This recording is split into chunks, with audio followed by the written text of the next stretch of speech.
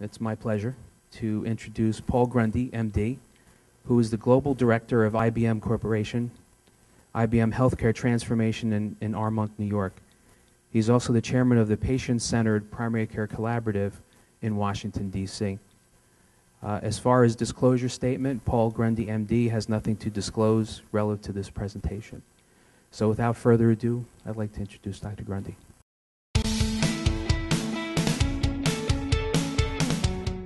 Every good idea needs a visionary champion to sustain it in its early days until the concept catches on. For the delivery system innovation known as the patient-centered medical home, that champion is Paul Grundy of IBM. When Paul began his work on the patient-centered medical home, it was the mid-2000s, and the medical home concept was not new. But what Paul did was he really took it under his wing and he nurtured it, which is why sometimes he's referred to as the godfather of the medical home. The medical home is a way of organizing primary care that integrates teamwork and information technology. The result is better care that is more personalized and less expensive than conventional care. At the time, Paul saw the need for a leader, somebody who can inspire stakeholders from across the healthcare system, bring them together, rally around the patient-centered medical home concept. He has set a very big table for this consortium.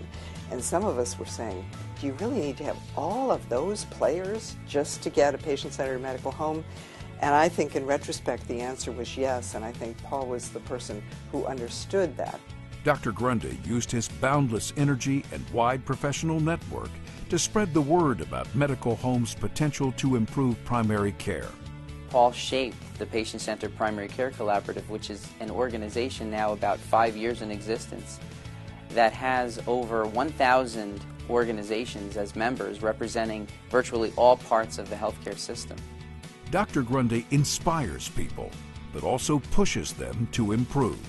He is willing to take on difficult challenges in challenging the healthcare centers that are not the highest quality or not the most efficient in the use of their resources. Paul has demonstrated courage time and time again by stepping up, taking the lead, and inspiring us to always remember and place the patient at the center of everything that we do. I think Paul is kind of like a secret weapon in quality of healthcare in the country. He just has this infectious energy and enthusiasm that it's very hard to resist.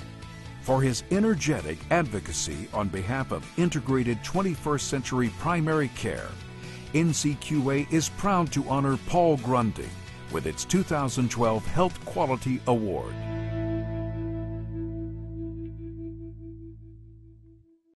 It's a distinct honor to be giving this lecture in honor of Frank Snow. I think as I was listening to your talks yesterday and today, I think the spirit of that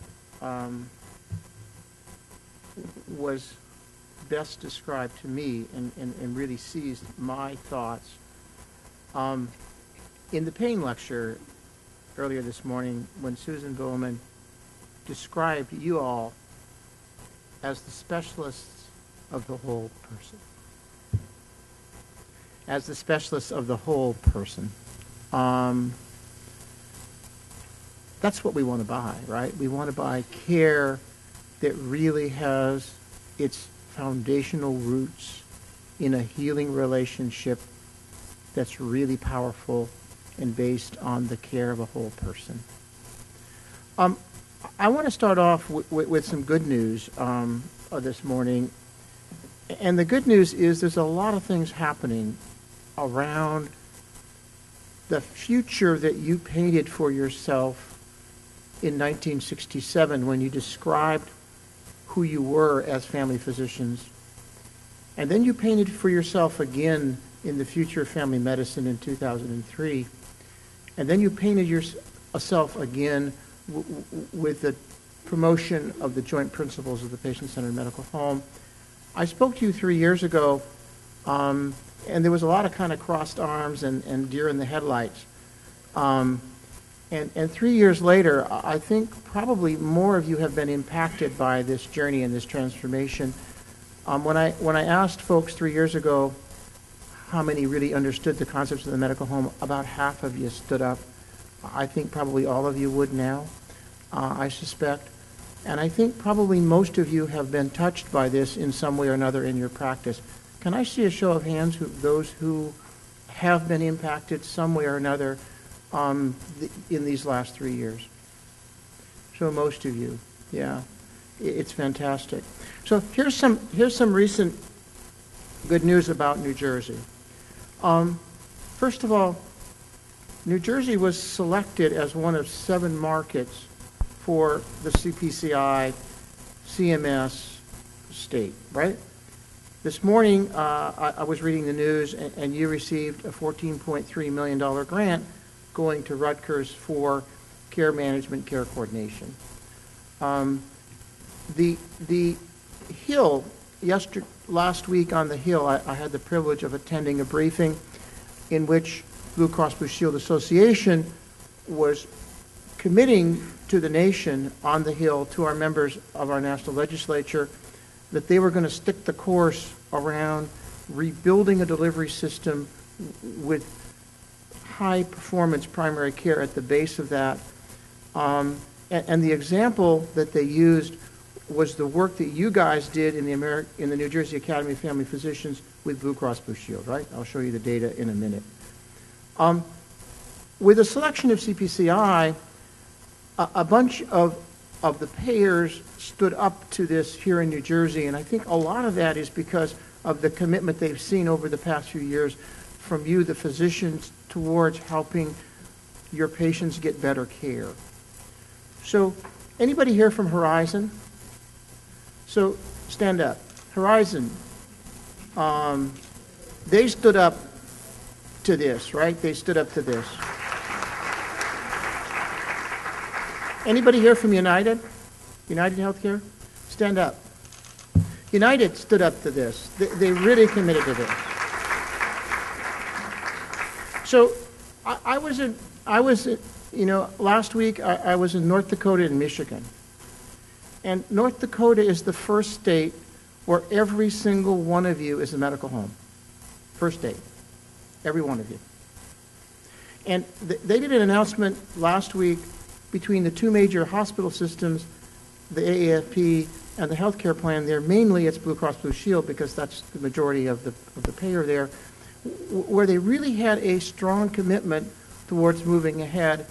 And when I talked to the docs there, the docs were excited. The same thing in Michigan. Blue Cross Blue Shield in Michigan, they have the docs organized. And by the way, it's really cool in Michigan because the way it's set up there is it's the docs' medical homes.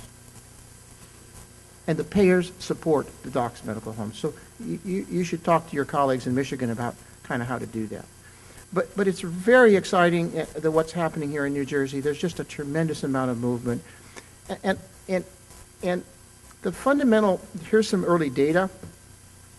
This was released, again, this is your pilots, right? This is AAFP's Horizons pilot here in New Jersey. We're doing some work with United. I would love to have some data on that. I'm hoping to get that, but this is the data that we're seeing.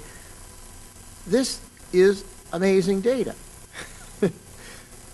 We're going to release our outcomes here in a couple of weeks. And 157 pilots that I've looked at in the past year, this is the consistent data. There's something interesting that happens.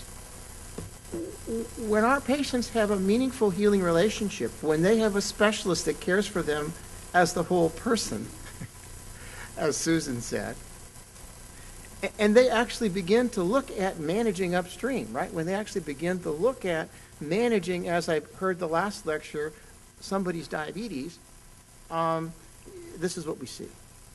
We can see it consistently in state after state after state.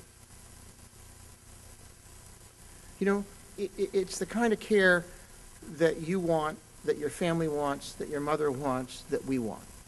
It's no-brainer, right? This is the kind of care we want. So there are 3 reasons why all of a sudden you have folks like my company and other large employers really, really interested in what you do and really, really beginning to understand the value and the power that you have, right?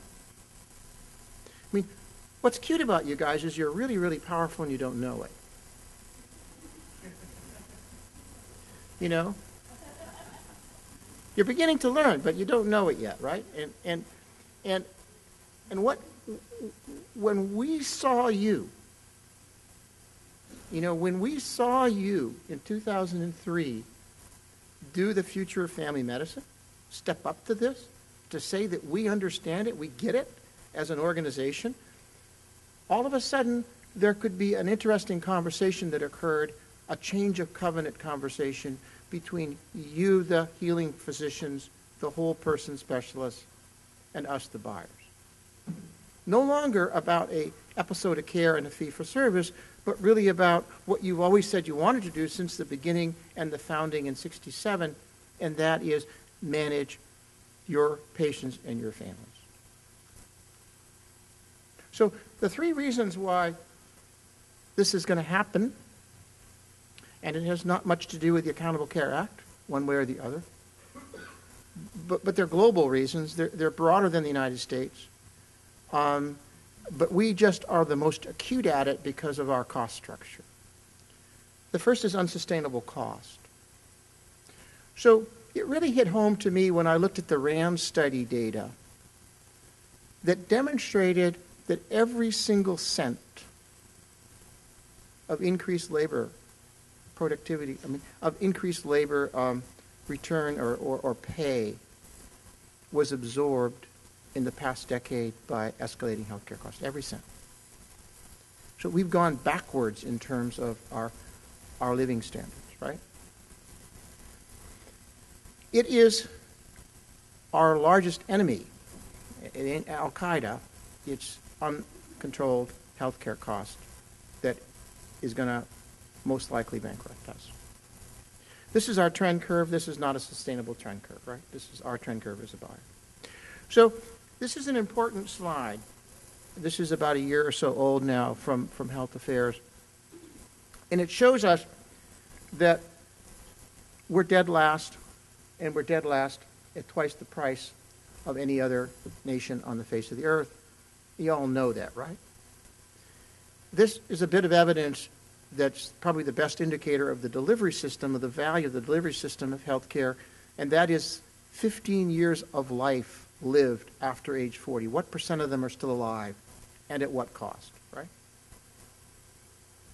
That eliminates infant mortality. That eliminates a lot of other compounding factors. And again, we're dead last, and we're dead last at twice the price. So when the Canadians saw this, they said, we're certainly ahead of the United States, but that's nothing to be proud of. Because everybody knows that what really drives the delivery system is robust primary care and prevention. And we in Canada, we could sure improve on ours compared to some other countries, but the Yanks, they don't have one at all.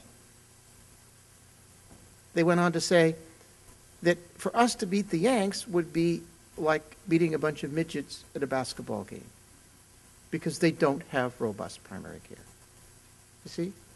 And some of us who understand that as buyers of care, really began creating a coalition of folks to support you, to help you with your principles, right? They're your principles. They're not mine.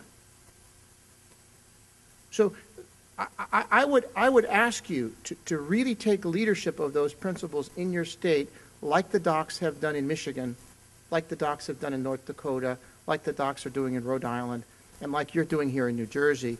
It's your principles.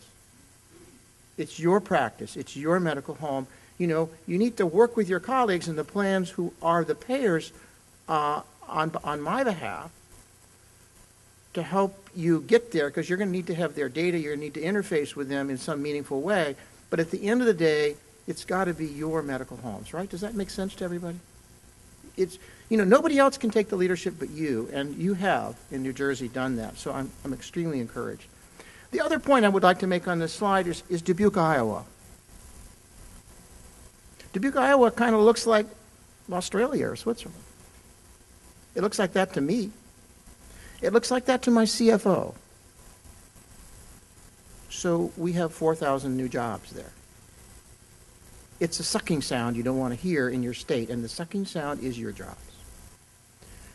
We worked really closely with primary care in South Carolina. We worked really closely with you guys. We worked really closely with, with the folks in Ogden, Utah. They have the lowest healthcare costs, but even more importantly, and it's a fascinating trend, right? Even more importantly, where the cost is the lowest is because it's got a really robust base of primary care. And not only do we see a lower cost, but that 15-year mortality in Dubuque, Iowa, that's 19% lower. I mean, that's ABCs, right? That's aspirin, blood pressure, cholesterol. That's managing the population. So my journey sort of started in this world when about 7 or 8 years ago now, I went to a major academic center on the East Coast. Huge name, right? I drove up to that academic medical center, and there was a giant sign that said, "We do the best heart surgery in the state." And I went in and I sat down with all the O's in that room, right? Because we're, big buyers of care, and they are pretty. And the CEO of that institution looked at me across the table and said, "Paul, we're going to do as many high-end procedures as we possibly can and as little primary care as we possibly can, because that's where the money is." And I said, that's first of all unethical and immoral, but secondly, you're not going to get another job in this state. It isn't going to happen. That's not the kind of sign I want to see. I want to see a sign that says we do the most comprehensive, integrated, coordinated care. We see 1/3 less need to have heart surgery. And we do the best heart surgery when we do it, but that's not the point. I understand exactly what that sign says. That sign says, I know where the money is, I'm going after it, and you just confirmed that in that conversation, right? It's fascinating because that particular institution, the residents and the medical students sort of went on strike when they wanted to close down their primary care. And the last time I was there, and it was only a few months ago, the dean of that institution said, "My legacy, Paul, will be what I do in primary care." How the world has changed. How the world has changed. I stood in a meeting of all the large academic medical centers, I guess probably 6 months ago in Philadelphia. And I started off the conversation by saying, what happens to you guys if you continue to produce a product that we don't want to buy anymore, that we can't afford to buy anymore? What happens to you? Think about it. There was a lot of cross-talk. But they're thinking about it, right?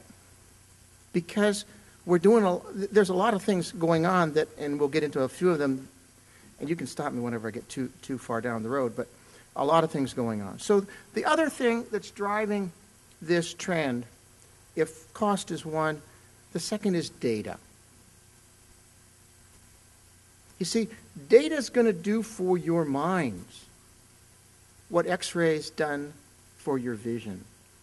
You're going to have actionable information at the point of care that's going to be pretty painless to get at. I know that's really hard for you to understand because you're now in an era of a pre-Ford information technology system, right? It's kind of like the liverymen sitting around in Atlantic City in 1912 asking whether they're going to reshoe their horse Daisy or get this newfangled thing that didn't have a horse, when there was no road maps and no way to fix them, right? I mean, that's kind of where you are now with technology.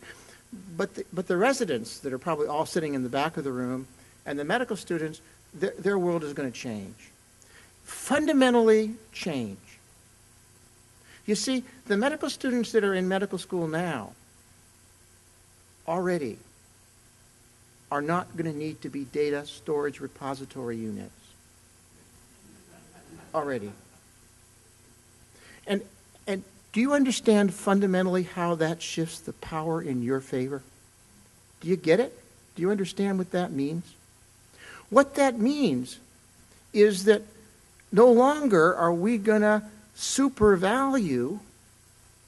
some specialists who have that deep information stored in their head, because it ain't going to be the information that's valuable anymore.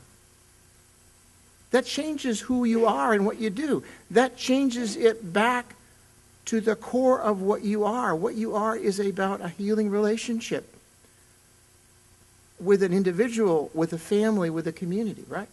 That's fundamentally what you're about. You're the whole person specialist. It shifts it. It shifts it entirely. See, tools like this can sort out 300 million pages of structured or unstructured data. It can learn from that data. It can project it right down to your desktop as a hypothesis for you. I mean, it's going to rock your world, and it's already rolling out. It's really exciting. I mean, and I just happen to know this example because it's mine, it's what I work with, but it's coming from all different corners of the world, right? But it's very, very cool. So that's the second thing. You see, the first time we tried to do this, when we really got at a point where we thought, we're going to have to manage care, we're going to have to manage cost, we didn't have the data. We were blind. We didn't know what we were doing. We had no clue. I now know exactly what it costs me for every hospital. I have data. I know it costs me what every zip code. I know exactly which hospital is charging me the most and why. And that's going to fundamentally shift how I do business, right? Watch it. Watch it roll out. So the third thing that's driving this change, and again, fundamentally driving it, is this. You see, my kids who are 25 and 30 have never seen a teller. They've never been into a bank. They don't want to. They have no need to. And they don't expect to encounter a delivery system in which the deliverer, the healer, can only earn a money if they see the whites of his eyes. Right? I mean, right now today, my employees who are under Kaiser, I was just out there with their senior leadership in Santa Barbara at a retreat with George Halverson and Jack Cochran and the leadership of Kaiser. Right now, somewhere around 50% of the encounters are remote, asynchronous. In Denmark, I'm the president of Acure, the technology on the Danish system. We're up to about 80% of the encounters asynchronous, remote, no longer whites of your eyes. It's a very interesting, different world. But it's interesting what that data is that's asynchronous and remote. It's every pill my diabetic takes. You see, when my diabetic punches a pill out of their dispenser, it automatically Wi-Fi's, Bluetooths, and it becomes actionable information at the point of care in the doctor's office. Technology is all here now. It's just a matter of we don't have a delivery system in which there's a system integrator to allow that to happen, right? So that's why the medical home is so important. I see some people sit up with excitement about that. It's happening now. You see, we're no longer going to be trapped by how far our cars will drive. And just like, when the car came along, that technology fundamentally changed us because we were no longer trapped in how far our horse would ride, right? I mean, so those technologies are really going to change the way we are. So the model of care that we all practice under, the one that we learned from, the one that, we learned the Krebs cycle for, was the Flexner model, right? It was the model that was developed the turn of the last century. And it's a model built on the concept of a master builder, of building a cathedral, right? Because, you see, we had no other way to do that. We took a bright, young student, graduated them to medical school, and we thought they were bright enough to store the information that they needed in their head, so when they actually were encountering a patient, they could take that out and deliver a service built on that knowledge base. We're the last profession that does that. We're the last profession that's a master builder. Every other profession uses a checklist. They're engineers, right? They start, when a patient comes into their office, it might be building a building, but they look at it as a plan, they architect it, they engineer it, and they have something that we don't have. They have data. We're still stuck on paper, right? They have the data to document that. So what happens in this world when no longer is it only us that's part of a team, right? What happens in that world? It's going to be very interesting. So the Flexner model is profoundly broken. You know, 1 out of 5 diagnoses is wrong. I mean, that model has gotten more and more complicated as medicine has gotten more and more complicated. You know, no longer do we only have 40 things we can do for a patient. We have thousands of things we can do for a patient. And we kept subspecializing deeper and deeper as a way of getting around that, you know, but even that dead ends, right? Because the information is just too massive for that not to happen. So we've moved into a world where we're really going to have a parallel team flow design of care. Our patients, our medical students are going to have to forget how to memorize. They're going to have to sort out how to organize a plan, how to engage emotionally their patient, how to think about the whole family, right? That's going to be your power. It's beautiful when you see this. The docs love it. The patients love it. It's beautiful when you see this. I was out in a practice, and this lady is the author of The Joy of Practice. I think it's going to either out or come out soon, talking about 22 practices that have really re-got that joy of practice. Chris Kaczynski. And it was an 84-year-old nun that came in that day, and she asked the nun, "How was your didgeridoo lessons?"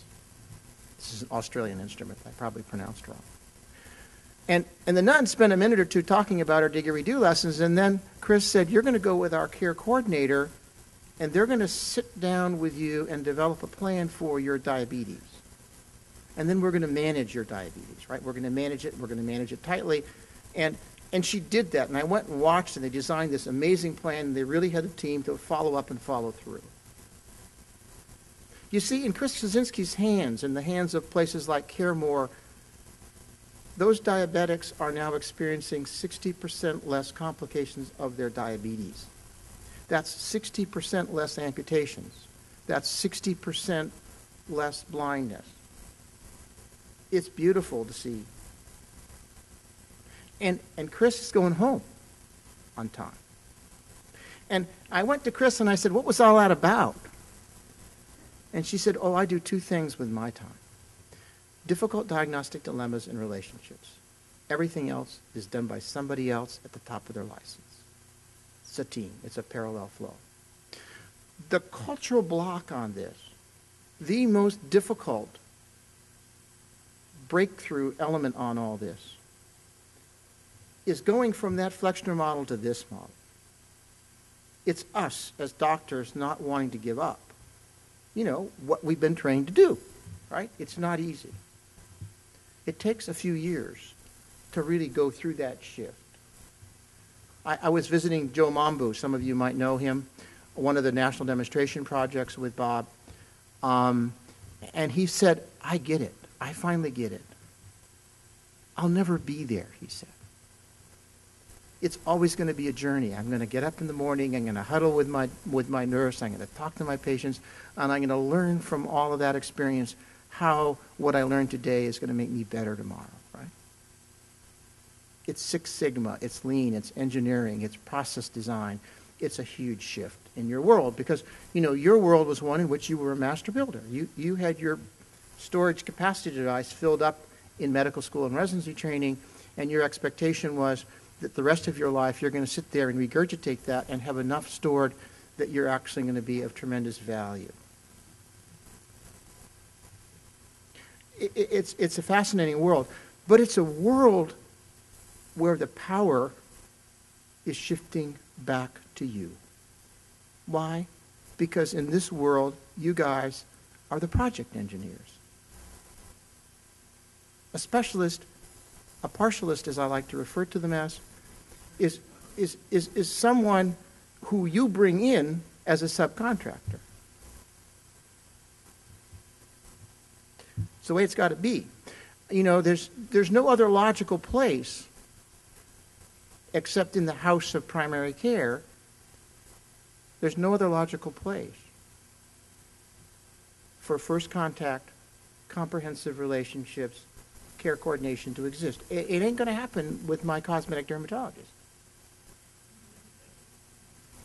So there are three roles that a physician can play. And I think that it's really important to understand this to help make it clear. One can choose to be a comprehensivist. One can choose to be the specialist of the whole person, the whole family. You know, one can have the skills, the training, the background, the tools to do that, right? To be a comprehensivist. And for the last gazillion years, I've taken people who want to be comprehensivists and I've paid them to be partialists.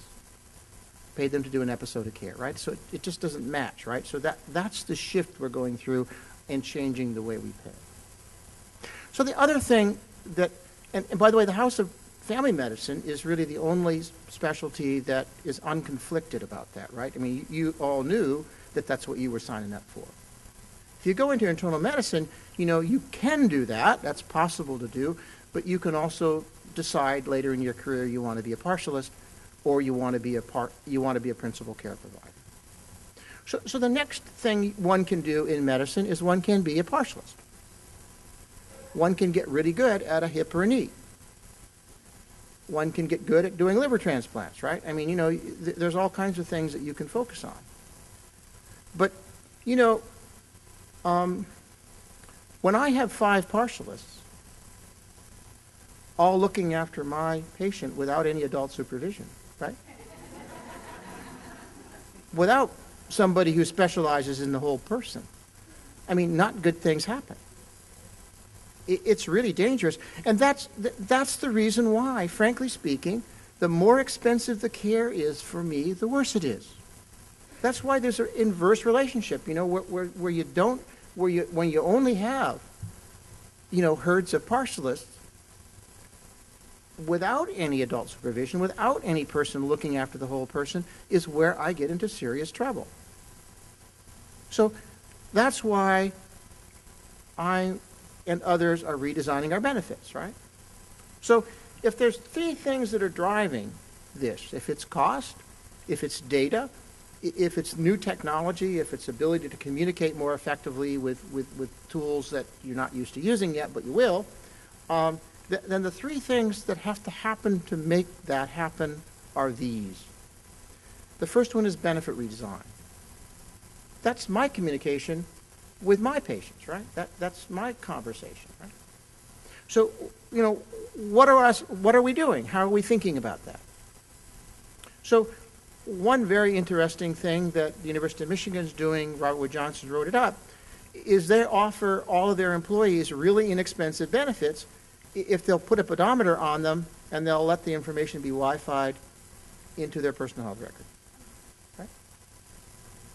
I mean, just that, right? Just that. So what we saw in that particular pilot was that 37% of the patients bellyached about that.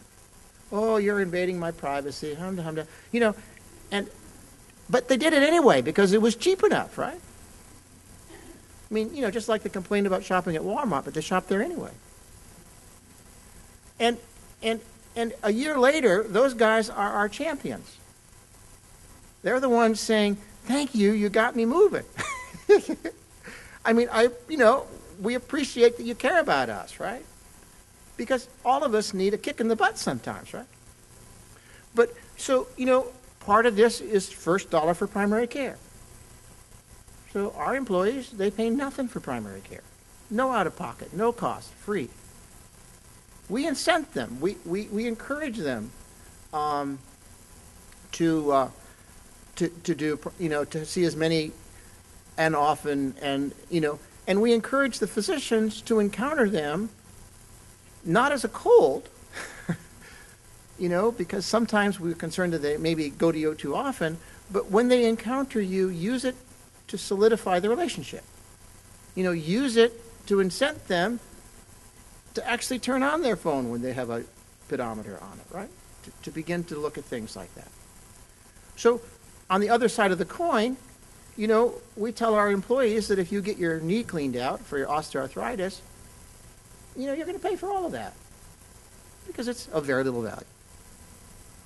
If they go to see an ear, nose, and throat doctor for a cold, they're going to end up paying $1,875 before they get a cent from us, right?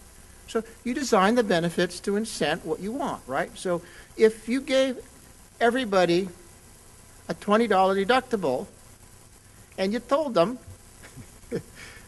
go out and buy any car you want, no matter what it is, you're going to get $20 off. And by the way, you don't need to bother fixing that car because, when it breaks, you're going to get another one and you're going to have a $20 deductible. You would have a lot of Mercedes-Benz driving around, right? I mean, that's what we do with healthcare, right? So we begin to look at benefit redesign, and that's the first of the element. The second is payment reform. So if I want you to manage a whole person, if I want you to manage a population, I've got to stop paying you only fee-for-service. If I pay fee-for-service, I get 2 minute services. And if I try to ruckize that, as you guys listened to the lecture yesterday, I get too many services with robbery, right? No, I'm serious. So, we need to begin to pay you different ways. And so that's the conversation that you're having with Rise, and that's the conversation you're having with United, that's the conversation you're having with others, is how can we pay you to deliver a service around taking care of my patients, around outcomes, around managing a population. So there's a lot of things driving that payment reform. I mean, CPCI is one. This is a really powerful one that probably you don't realize and you don't know, but this is really powerful. This is the Federal Employee Health Benefit Plan. This is the Office of Personnel Management. This is a $40 billion book of business. If you add this $40 billion book of business, to the twiddly $1 or $2 billion that we as an employer pay, and you add that up with other large employers, it's pretty soon real money. And this is what the carrier letter, this is what the conversation is between them and us and your healthcare plans that are talking to you about what you're going to deliver as primary care providers, right? This is the conversation. This is public conversation. It's their carrier letter. This says we want medical home, right? This is what it says. And, we, the other large employers, take this language and we slam it right into our RFPs and we say, this is what we want. Because, we begin to get some buying power with that.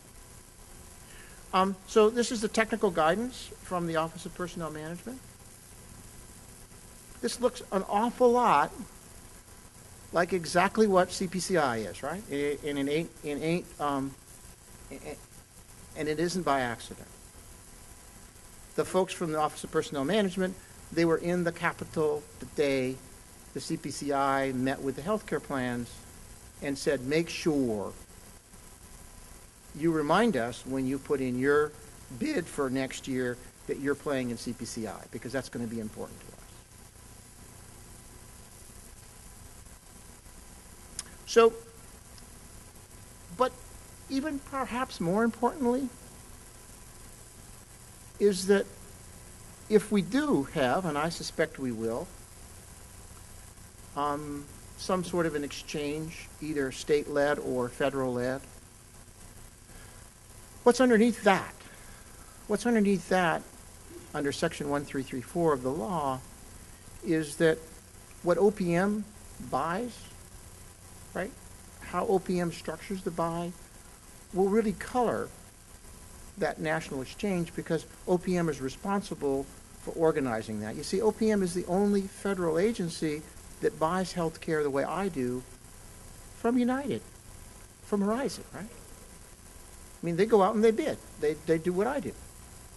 So OPM is responsible for the contour, I think, of what's going to happen, and I can't imagine that they're putting this language in their carrier letter for nothing, because by 2014, this is the national exchange. This is the national exchange.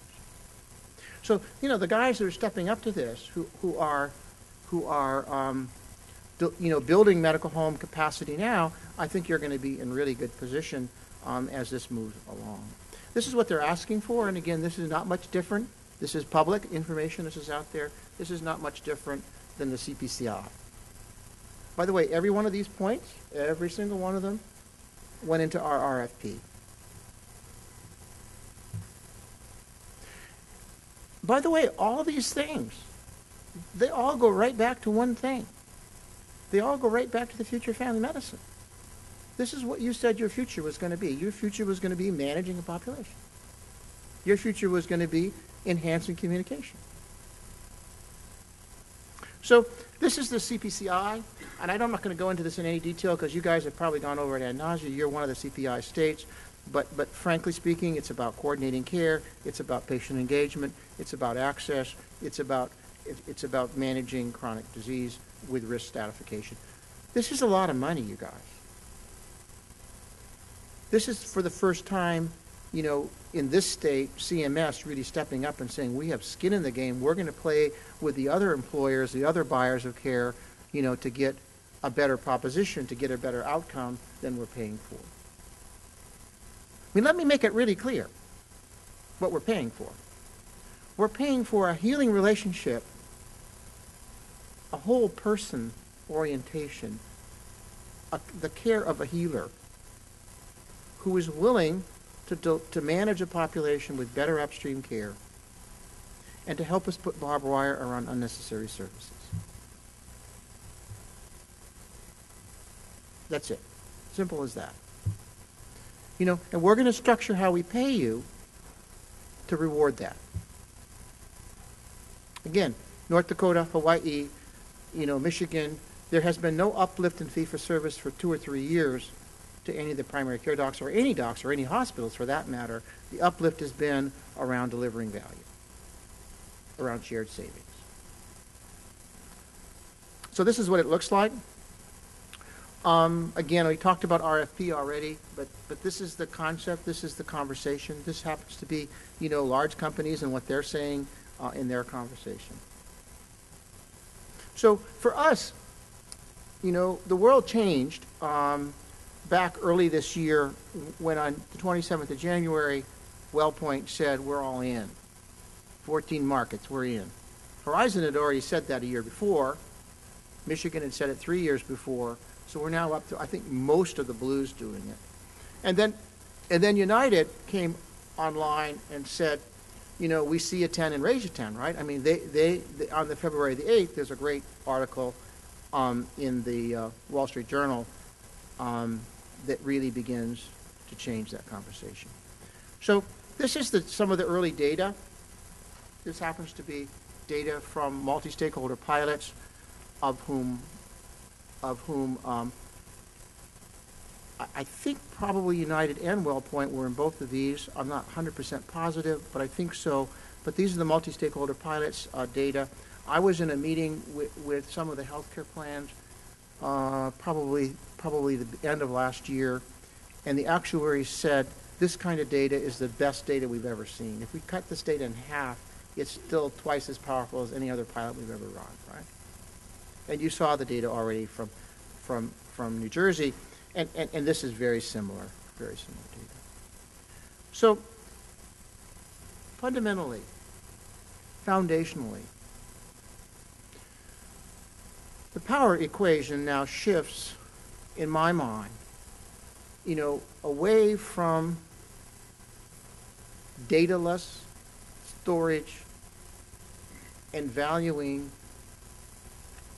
high-end knowledge base and procedures to a long-term, comprehensive healing relationship between you, my patients, and my family. It puts you in a very powerful position. It puts you in a very powerful position. I think it gives you hope. I know that I've seen a trend of 21% up in the past 3 years for folks applying into your family medicine residency training programs. And when I go, as I have been now, to medical students and talk to them, I see a lot more interest in primary care. I think it's pretty elastic. We saw last time when we thought primary care was going to work, right? We saw an uptick. Many of you are from that generation. So I really think the power is in your hands. And these are your principles. These are the joint principles of the patient-centered medical home. They're your principles. They're immensely powerful. In the 3 years since we've been here, since I was here last, they've become the standard of care for the Veterans Administration. Anybody here from the VA? They've become the standard of care for the Department of Defense. I went to visit I was with the Ministry of Health in Australia a few weeks ago, and I went to visit a super clinic, they call it. It's a medical home in Australia.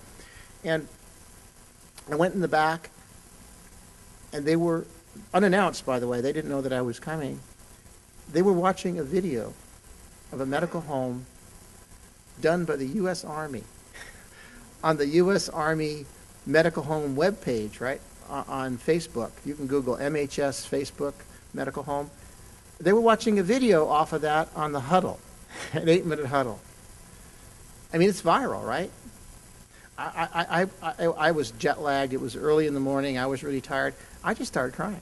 I just had big tears running down my cheeks. You know, I felt like I was the Speaker of the House.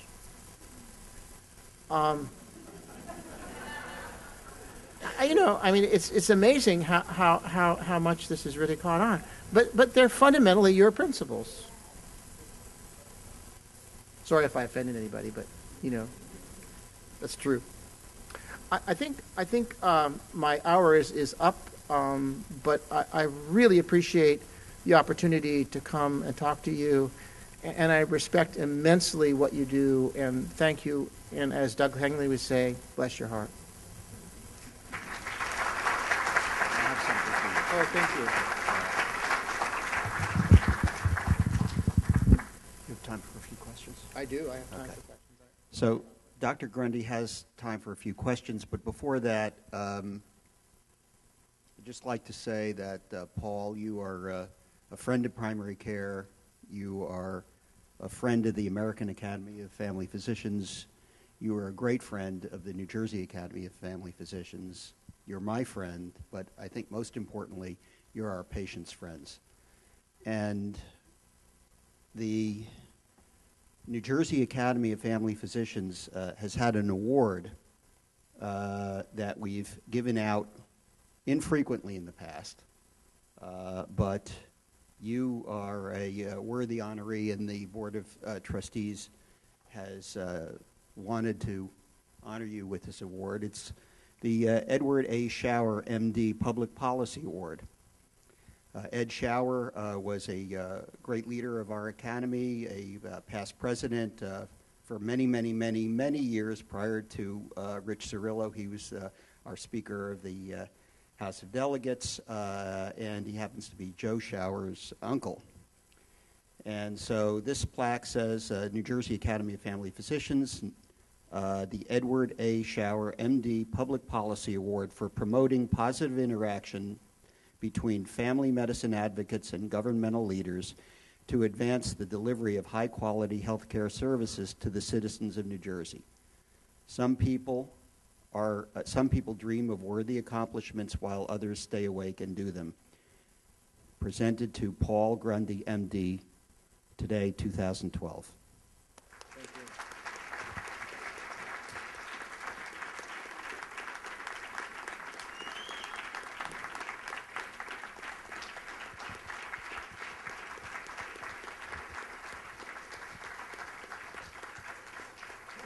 you're gonna make me act like the speaker again.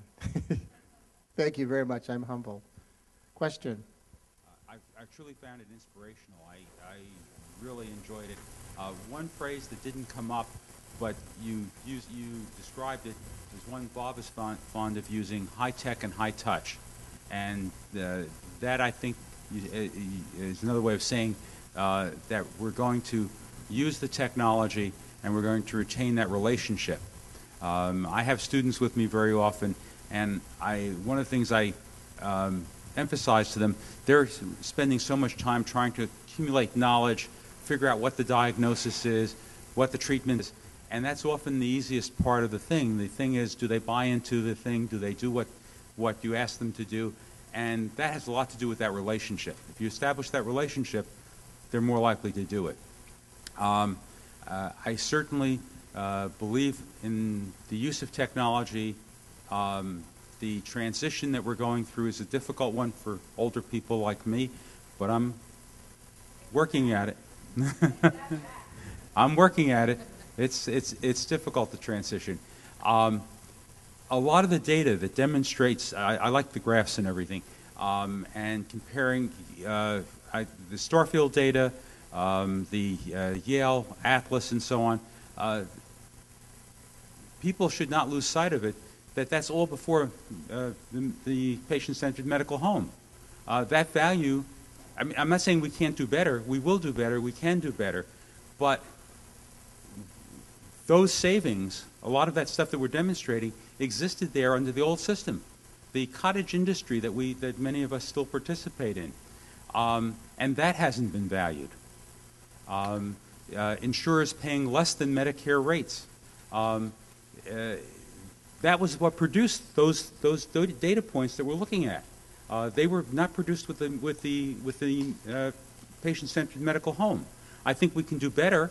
I'm not opposed to doing better, but a lot of we have to value even the current system. And Medicare, the demonstration project with Medicare putting $20 a month on top of Medicare rates, I think is a tremendous thing.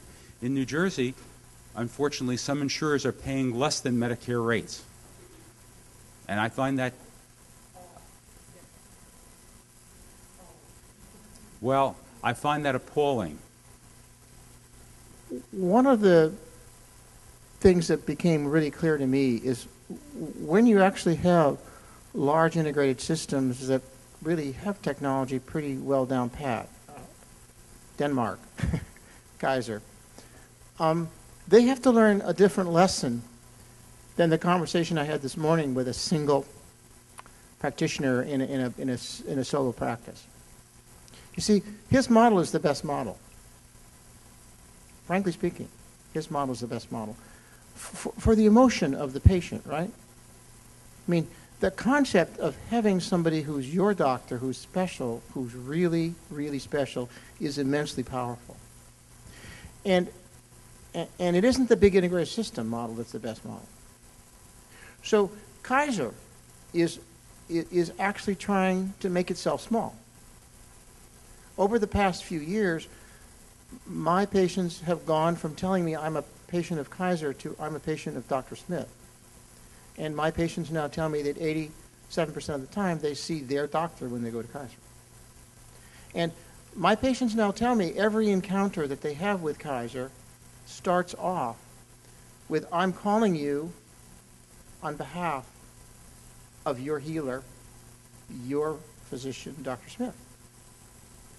And I'm calling you because Dr. Smith cares about you, and they close every conversation. I know I've sat there listening to them. They close every conversation with, and I'm letting you know before I hang up that anytime you want to get a hold of Dr. Smith, he's available to you 24 hours a day, 7 days a week.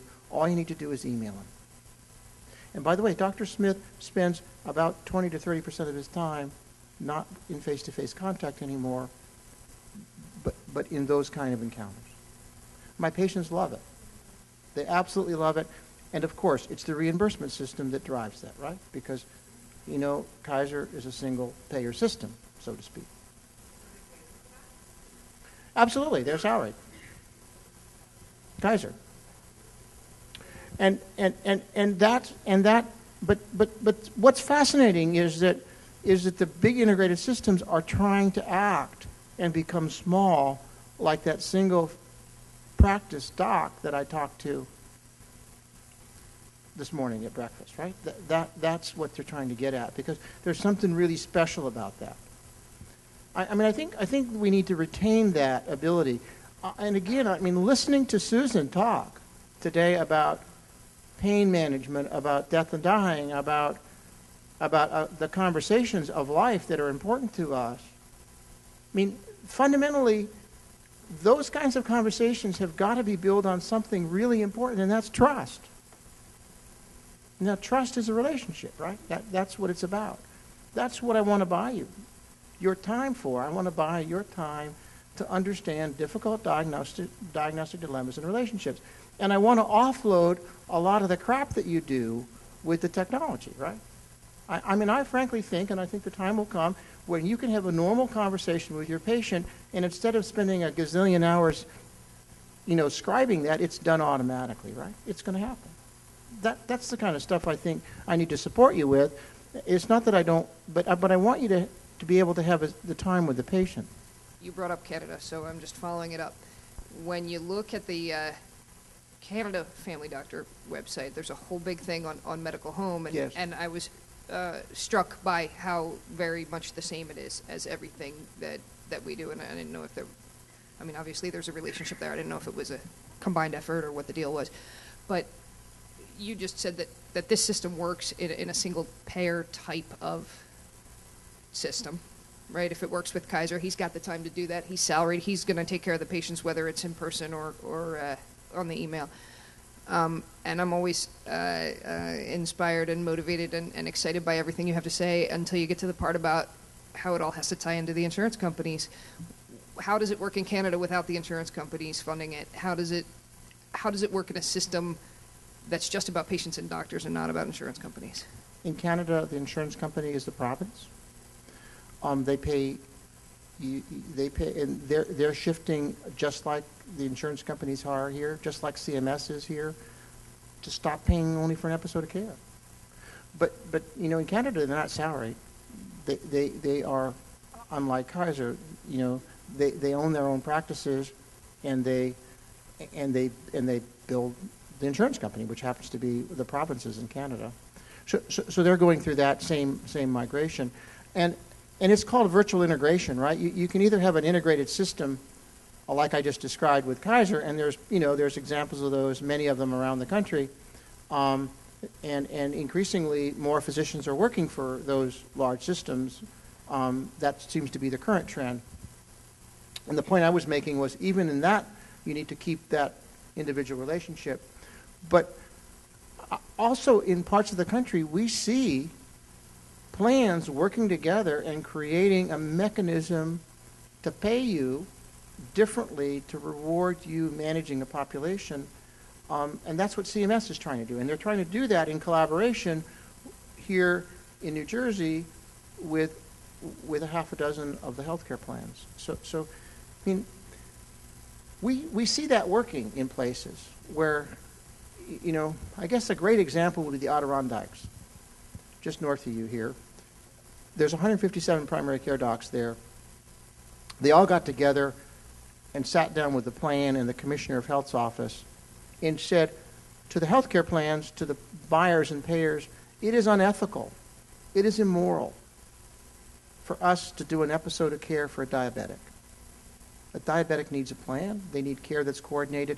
That's going to require all of you healthcare plans and all of the payers working together to give us the common copper wire to allow us to do that. So that's what Comprehensive Primary Care Initiative is trying to stimulate in the state, is to get the plans to work together with CMS, to work together with the employers. I think the Teamsters Union is one of the payers in the New Jersey pilot as well, to reach that level where there's some sort of an integrated mechanism which they can pay you for coordinating care. That's the journey. You're asking us to actually pay more to create a system with a PCMH, whether it be time or money or both, to risk the possibility that we will be paid more without any guarantees. Second, you're talking about metrics. Do you have the metrics now to measure us against what our future improvements or lack thereof are there? Right now, I don't hear about a lot of metrics, especially in smaller practices, that are viable because the statistical significance of that metric may not be valid. We can question every one of the reports we get. So how are you going to start a system to improve care, to improve metrics, without the metrics to begin with, without the reports to begin with? Grand Junction, Colorado is an example of that. What they did in Grand Junction, and what I saw with Blue Cross Blue Shield and the other payers in Michigan, was they sat down with you and they asked you what it was you wanted to be accountable for. What do you want to be accountable for? Right? You tell us. What is it you want to be accountable for? I mean, at the end of the day, if this is going to work, it's got to be your medical home. I mean, it's not what the plan is telling you to do. It's what you're telling them you're going to do for your patients. And how are they going to help you do that, right? That's the conversation you need to have, right? That's the conversation you need to have. And in terms of change, right? I'm telling you, those three trends are going to drive this change. They're going to drive this change whether you want it or not. It's going to happen. It is happening. And is my practice going to be worth selling in 5 years? Is a question you need to fundamentally ask yourself. And there's two things that you can do to improve your bottom line. So one thing is you can ask the payers to pay you more money for what you do. That's what most doctors think about first. But the other thing that you can do is you can ask yourself, how can I make my practice now more efficient? Peter Anderson, team-based care, Google him. He earns $156,000 more a year, solo practice. $156,000 more a year with no change in payment at all, just by driving internal efficiency. National demonstration projects, right? 38 of them or something like that. They average, before anybody shift payments, before anybody changed payments, they averaged, I think it was 14.8% more a year. And that was all about internal efficiency. That was all about asking yourself, is your staff, is your facility, is your practice practicing at the top of their license? You know, Peter Anderson said to me, I used to turn money away, Paul. I mean, I used to turn money away. I didn't have a system in place to catch people who wanted to see me on the same day. I didn't have the team in place that would allow me to do that. So, I mean, I would challenge you to think about this in more than just how the payers are going to pay you. Think about this in terms of how you're going to be lean, how you're going to be Six Sigma, how you're going to be efficient, just like any other business. You run a business. And, you know, healthcare is the last bastion of not looking at efficiency. So, I mean, but I think, you know, there's a bit of hope for you, at least in New Jersey, in that you really have the payers stepping up to this, including, by the way, here, CMS. So I think you have some help. More than any other conference or any other time, I understand really what the constructs and what's here. And the progress that I've seen in the last 3 years with Horizon coming to the table, United coming to the table, Aetna being here too, we're starting to see this groundswell. So I do really believe we're starting to turn the corner. One group of stakeholders I do not see here, and I wanted to get a sense from you if it's happening in other states, are the lawyers. One of the big problems here in New Jersey that we have not talked about here so far, although we've implied it in our discussion of distressed practices, is liability reform, risk. Now, when we say we're going to deliver a superior product, reduce risk, increase safety, increase satisfaction, how are we then going to translate that into a better system that will not ding us for ridiculous things and for us being judged for decisions by people without training? When do those stakeholders come, and have you seen it happen in other states to essentially translate into tort reform so we can feel more comfortable about the risk we're about to take in transformation? I think that is something that you need to address here in New Jersey, and I think we need to address at the national level.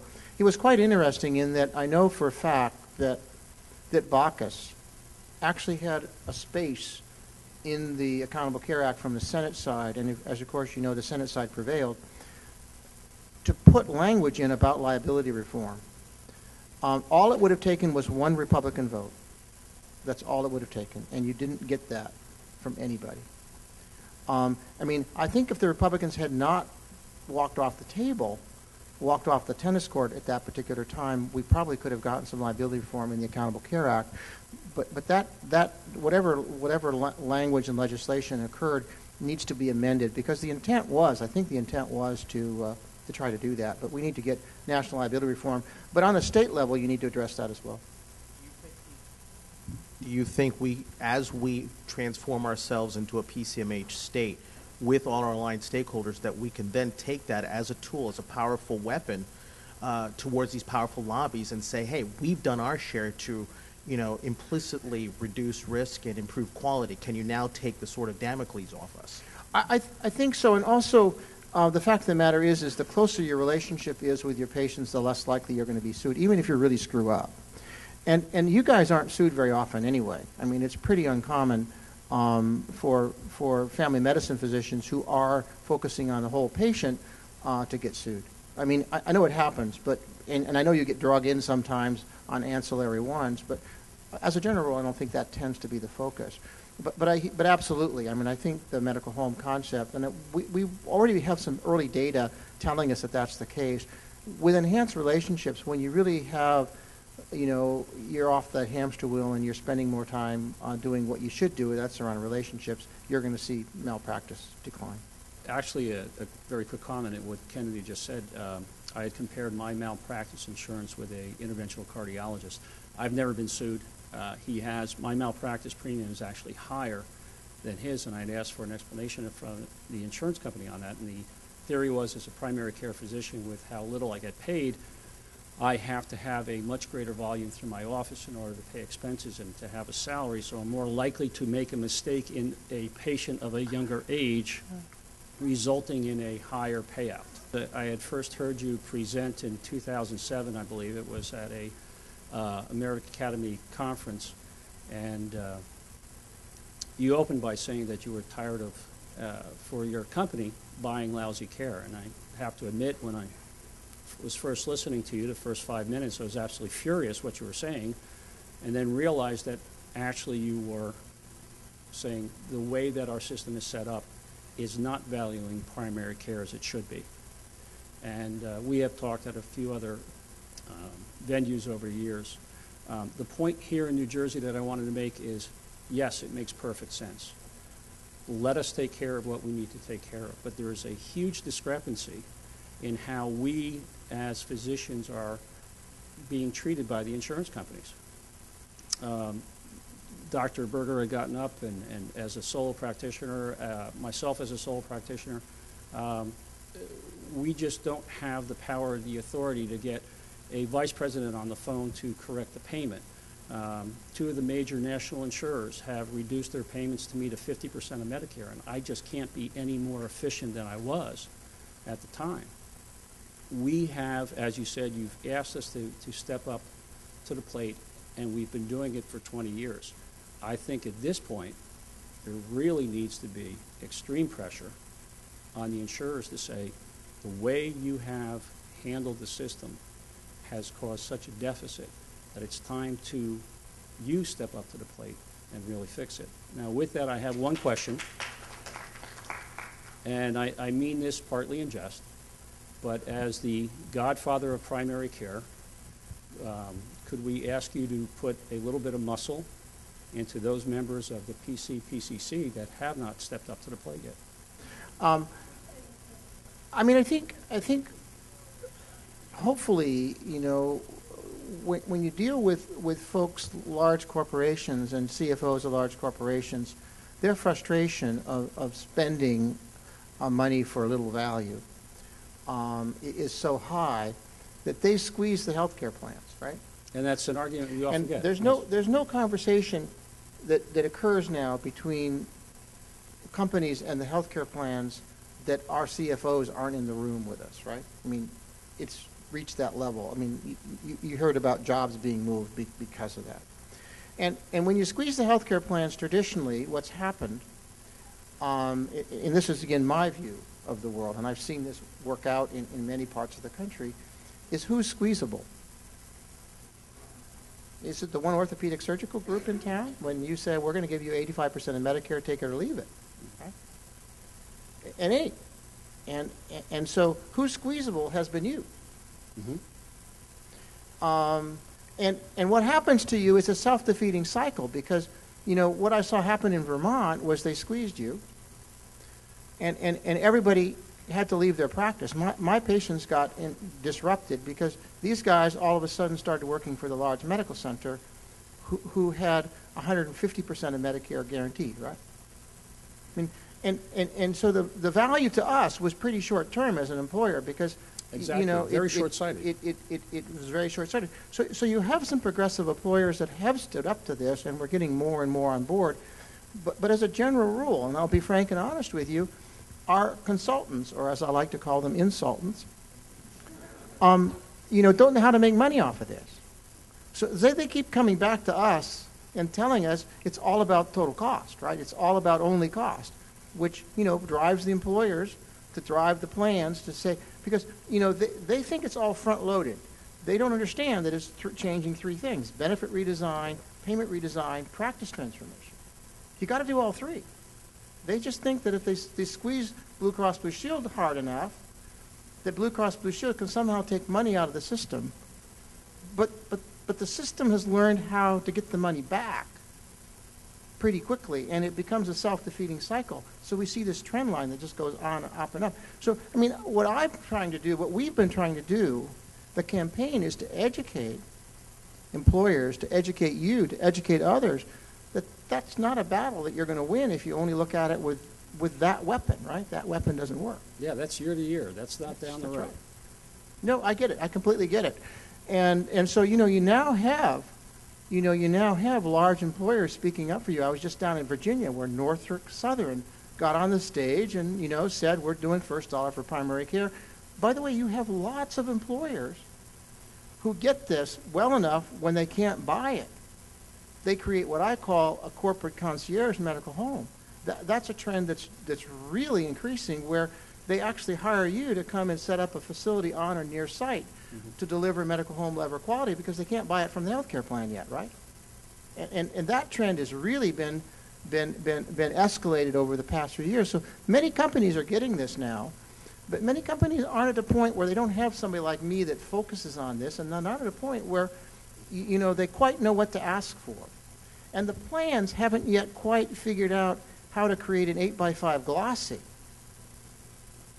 to sell to me, right? They haven't quite figured out. So they go to the healthcare plans, they go to the employers, and they say to the employers, you know, would you be willing to pay $8 more a month on the faith that the primary care doctors, you know, that doesn't seem to sell very well. No. They can sell a disease management program with an 8x5 glossy, but to sell a medical home, they haven't quite reached that point. But we have to help educate them. We have to help train them.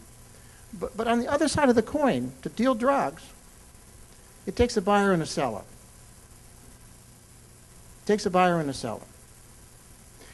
Rhode Island, Adirondacks, two places in the country where the primary care providers have said to all the plans in the room, to the governor, to the commissioner of health, to all the employers, we're not going to sell you an episode of care anymore. It's unethical.